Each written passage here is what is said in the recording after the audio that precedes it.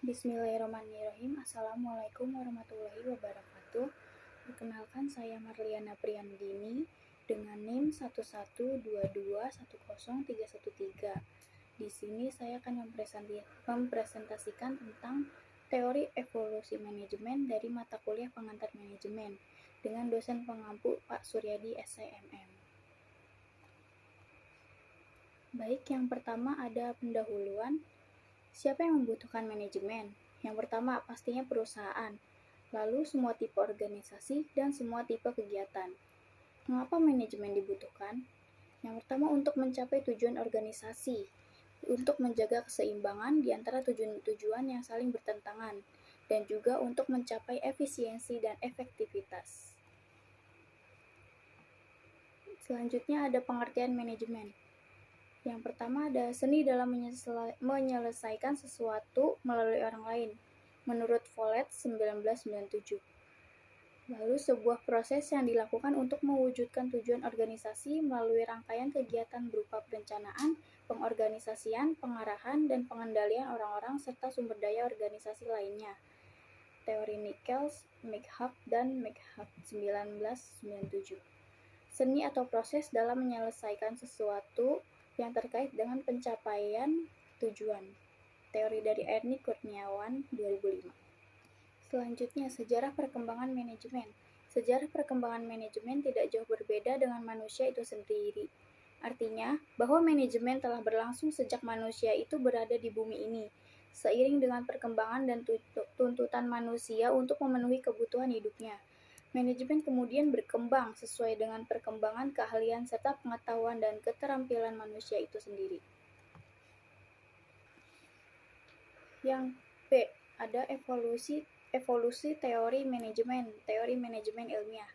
Yang pertama ada dari Robert Owen 1771 sampai 1858. Dalam teorinya, ia menekankan tentang peranan sumber daya manusia sebagai kunci keberhasilan perusahaan, khususnya peranan jabatan manajer atau kader yang harus berfungsi sebagai reformis atau pembaru dalam manajemen sumber daya manusia ini. Yang kedua ada Charles Babbage 1792 sampai 1971. Ia percaya bahwa penerapan prinsip-prinsip ilmiah dalam proses kerja akan dapat meningkatkan produktivitas kerja. Yang ketiga dari Frederick W. Taylor. Dengan penelitian waktu sebagai dasarnya, ia dapat memecahkan setiap pekerjaan ke dalam komponen-komponennya dan merancang cara pengerjaannya yang tercepat dan terbaik. Yang keempat ada Henry L. Gann 1861 sampai 1919. Bertitik tolak pada usaha meningkatkan produktivitas, efisiensi, dan efektivitas kerja dengan rangsangan upah atau insentif. Yang kelima dari Frank B. 1968 sampai 1424. Pelopor ini mendasarkan gagasannya pada hasil penelitian tentang hubungan gerakan dan kelelahan dalam pekerjaan. Yang keenam dari Harrington Emerson 1853 sampai 1931. Penyakit yang mengganggu sistem manajemen di dalam industri ialah adanya masalah pemborosan dan inefisiensi. Selanjutnya ada fungsi-fungsi manajemen. Yang pertama, perencanaan atau planning. Yang kedua, pengorganisasian atau organizing. Yang ketiga, pengarahan atau directing. Yang keempat, pengawasan dan pengendalian atau controlling. Pengertian efektif dan efisien. Efektif adalah mengerjakan pekerjaan yang benar atau tepat dan memiliki hasil. Efisien adalah menjalankan tugas dengan tepat dan cermat, berdaya guna dan tepat guna. Yang C, teori manajemen klasik. Yang pertama ada dari Henry Fayol tahun 1841 sampai 1925. Henry Fayol adalah seorang industriawan Prancis yang kemudian terkenal sebagai bapak manajemen operasional, mengembangkan manajemen sebagaimana yang dikemukakannya dalam bukunya dan terkenal yang berjudul Administration Industrial et General. Fayol berpendapat bahwa dalam perusahaan industri kegiatan-kegiatan yang dilaksanakan manajemen dapat dibagi ke dalam beberapa kelompok tugas, yaitu ada teknikal, komersial, finansial, security, akuntansi, dan tugas manajerial. Dari teknikal sendiri yaitu merupakan kegiatan memproduksi dan membuat produk. Kegiatannya meliputi merencanakan dan mengorganisir produk. Lalu komersial itu meliputi kegiatan membeli bahan-bahan yang dibutuhkan dan menjual barang atau hasil produksi.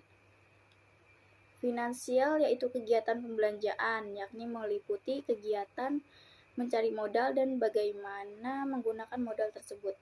Lalu security yaitu kegiatan yang dilakukan untuk menjaga keamanan atau keselamatan kerja dan harta benda yang dimiliki perusahaan.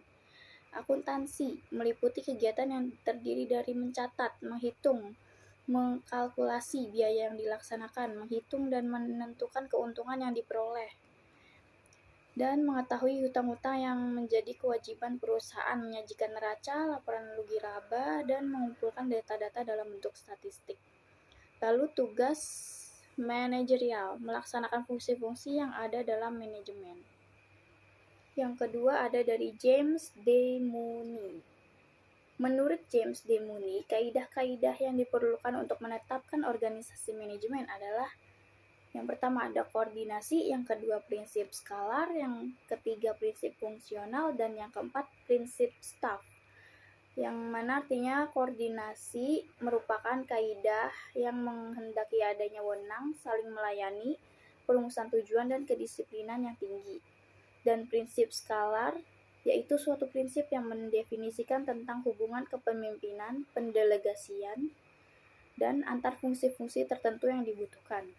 Lalu prinsip fungsional merupakan suatu prinsip yang mendefinisikan berbagai macam tugas yang harus diselesaikan serta dalam usaha mencapai tujuan bersama.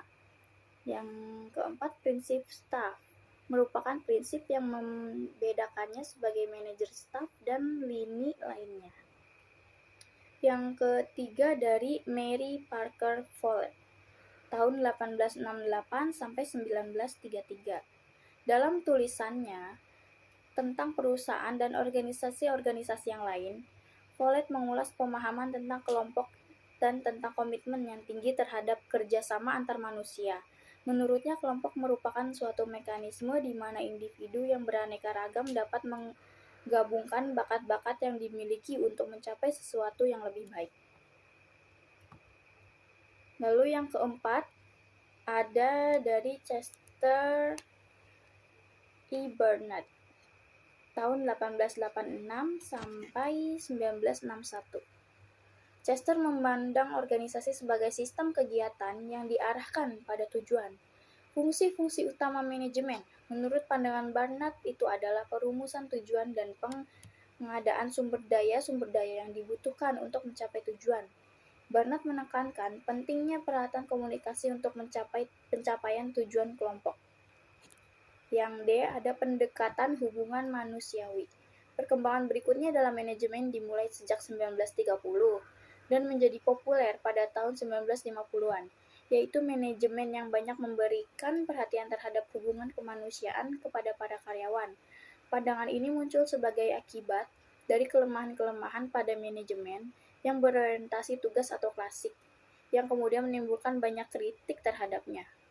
Beberapa cabang utama dalam pendekatan hubungan manusia yaitu studi Hawthorne yang terkenal dan teori kebutuhan manusia dari Maslow, serta beberapa teori yang dibangun oleh Douglas McGregor, Chris Argyris, dan lainnya. Di sini ada studi Hawthorne. Studi ini dilakukan oleh sebuah kelompok yang dipimpin oleh Elton Mayo. Mereka meneliti lebih lanjut tentang efek kelelahan karyawan terhadap output yang dihasilkan, supaya terbebas dari gangguan efek psikologis seperti yang pernah terjadi saat penelitian tentang penerangan sebelumnya. Tes dilakukan terhadap 6 karyawan yang bekerja pada Relay Assembly. Mereka dipisahkan untuk diteliti secara intensif dalam suatu ruangan tes. Mayo dan rekan-rekannya menyimpulkan bahwa kondisi sosial baru yang diciptakan bagi pekerja di ruang tes mempunyai peranan besar dalam peningkatan produktivitas. Dan di studi ini terdapat dua faktor yang dianggap mempunyai arti penting. Pertama adalah suasana kelompok, di mana para pekerja saling menciptakan hubungan sosial yang mendukung serta bersama-sama ingin melakukan pekerjaan dengan baik. Kedua adalah pengawasan yang lebih partisipasif. Para pekerja di ruang tes tersebut merasa dianggap penting, diberi banyak informasi, serta sering diminta pendapat. Hal semacam itu tidak diberlakukan bagi pekerja lain di dalam pabrik tersebut. Lalu ada sumbangan dan keterbatasan pendekatan hubungan manusiawi. Penekanan kebutuhan-kebutuhan sosial dalam aliran hubungan manusiawi melengkapi pendekatan klasik sebagai usaha untuk meningkatkan produktivitas. Aliran hubungan manusia mengutarakan bahwa perhatian terhadap para karyawan akan memberikan keuntungan. Mayo menekankan pentingnya gaya manajer dan oleh karenanya organisasi perlu mengubah latihan manajemennya. Suatu anggapan yang digunakan dalam pendekatan ini adalah bahwa manusia memiliki kebutuhan yang beraneka ragam dan mengalami perubahan yang begitu cepat. Oleh karena itu, pendekatan manajemen modern menilai bahwa tidak ada satu cara atau pendekatan yang dapat digunakan pada seluruh situasi. Lalu yang ada pendekatan sistem manajemen. Sistem dapat diartikan sebagai kumpulan dari bagian-bagian yang saling berhubungan antar satu dengan yang lainnya, yang secara bersama-sama mencapai tujuan tertentu. Sedangkan subsistem itu sendiri adalah bagian kecil dari suatu sistem yang lebih besar. Manajemen dapat dipandang sebagai suatu sistem terbuka yang berinteraksi dengan lingkungannya dalam proses mengubah input atau memasukkan sumber daya menjadi output atau keluaran produk, barang, dan jasa. Lingkungan input merupakan aspek yang terpenting dalam suatu sistem terbuka. Lingkungan tersebut merupakan tempat asal sumber daya sekaligus umpan balik dari pelanggan yang berdampak terhadap output organisasi. Umpan balik dalam lingkungan memberikan masukan bagi organisasi tentang seberapa baik organisasi memenuhi kebutuhan masyarakat secara luas tanpa adanya keinginan konsumen untuk menggunakan produk-produk organisasi.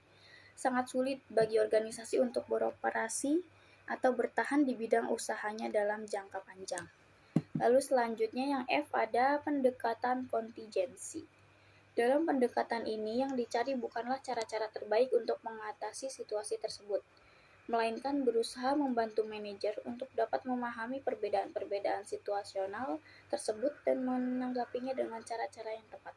Implementasi dari pendekatan kontingensi telah banyak dipergunakan pada berbagai bidang dan fungsi dalam organisasi seperti pemasaran, motivasi, kepemimpinan, strategi, dan penetapan keputusan-keputusan penting. Oleh karena itu, pendekatan kontingensi lebih banyak memasukkan unsur lingkungan dalam melihat berbagai permasalahan. Karena perubahan lingkungan yang begitu cepat menjadikan manajer sulit untuk menetapkan suatu keputusan yang tepat. Pendekatan kontingensi mencoba memformulasikan kondisi tersebut sehingga manajer dapat mencarikan jalan keluar dari permasalahan yang ada. Kesimpulannya, setiap ahli memberi pandangan yang berbeda tentang definisi manajemen. Namun secara umum, manajemen dapat didefinisikan sebagai seni dan ilmu dalam perencanaan, pengorganisasian, pengarahan, pemotivasian, dan pengendalian terhadap orang-orang dan mekanisme kerja untuk mencapai tujuan yang telah ditetapkan. Tambahan untuk sumbangan dan keterbatasan pendekatan hubungan manusiawi itu ada teori, yang pertama teori perilaku. Pandangan-pandangan umum dalam teori perilaku itu ditandai oleh 3 tingkatan kelompok perilaku, yaitu yang pertama perilaku individu per individu, yang kedua perilaku antar kelompok sosial, dan yang ketiga perilaku antar kelompok sosial. Dan yang kedua ada teori kuantitatif atau manajemen science. Teori kuantitatif memfokuskan perhitungan manajemen didasarkan atas perhitungan-perhitungan yang dapat dipertanggungjawabkan keilmiahannya. Dalam setiap pemecahan masalah harus terlebih dahulu diketahui masalahnya dengan melakukan kegiatan riset ilmiah, riset operasional, teknik-teknik ilmiah seperti kegiatan penganggaran modal, manajemen aliran kas, pengembangan strategi produk, perencanaan program, pengembangan sumber daya manusia, dan sebagainya. Pemecahan masalah manajemen dan pengambilan keputusan manajemen yang didasarkan atas pendekatan kuantitatif ini harus memberikan dasar kepada manajer menyangkut dasar-dasar pendekatan yang rasional. Baik, sekian presentasi dari saya, kurang lebihnya mohon maaf. Wassalamualaikum warahmatullahi wabarakatuh.